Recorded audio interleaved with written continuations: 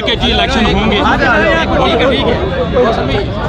مسائل کا حل، موجودہ مسائل کا حل اب پی ڈی ایم کے ساتھ بھی نہیں ہے اور پی ٹی آئی کے ساتھ بھی نہیں ہے۔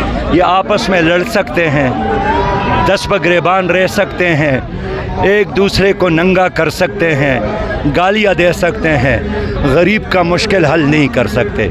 اس لیے ہماری تجویز ہے کہ وزیر اعظم استعفیٰ دے، مرکز میں نگران حکومت ہو اور جنرل الیکشن کا انعقاد ہو اور تمام سٹیک ہولڈر کو ایک ضابطے اور ایک قانون پر متفق کرے۔ جو اکنامیکل پولیٹیکل سچویشن ہے، آپ سمجھتے ہیں کہ ملک میں الیکشن ہوں گے جس طرح شیڈول دیا ہے؟ دیکھیے، یا الیکشن ہے یا مارشل لا ہے، کوئی اور راستہ تو نہیں ہے۔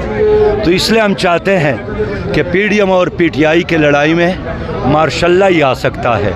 اس لیے اگر یہ سب سٹیک ہولڈر بیٹھ جائے اور ایک جنرل الیکشن پر اتفاق کر لے، اس کے نتیجے میں سیاست بچ سکتی ہے، جمہوریت بچ سکتی ہے اور نظام چلے گا۔ ابھی جو عمران خان کے جو احتساب اور یہ جو کیسز ہیں، اس کو آپ کس نظر پہ دیکھتے ہیں؟ اور جو یہاں دیکھیے، یہ سیاسی کھیل کود ہے، اس میں کوئی احتساب نہیں ہے، کوئی عدالتی نظام نہیں ہے۔ تمام عدالتیں ان دونوں پارٹیوں نے یلغمال بنایا ہے، ججز تقسیم ہے، ادارے تقسیم ہو گئے اور اس تقسیم کے نتیجے میں پاکستان کو تباہی اور بربادی کے علاوہ اور کوئی چیز نہیں ملنی ہے۔ کرتے ہیں کہ اس کا کیا، یہ کس نہج پہ یہ اونٹ بیٹھے گا؟ یہ جو صورتحال ہے پریزنٹ صورتحال جو ہے، جو عمران خان صاحب اور جو حکومت سٹینڈ آف ہے، آپ کیا سمجھتے ہیں کہ کس نہج پہ جو ہے وہ یہ پہنچے گی؟ دیکھیے، یہ تو سب لیڈر، شہباز ہو، نواز شریف صاحب ہو، عمران خو، زرداری صاحب ہو، یہ اپنی محبت میں گرفتار ہے، عوام کی محبت میں گرفتار نہیں ہے۔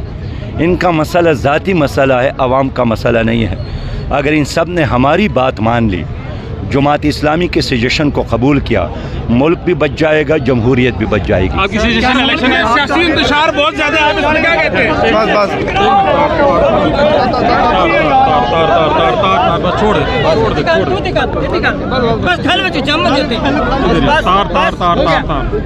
بس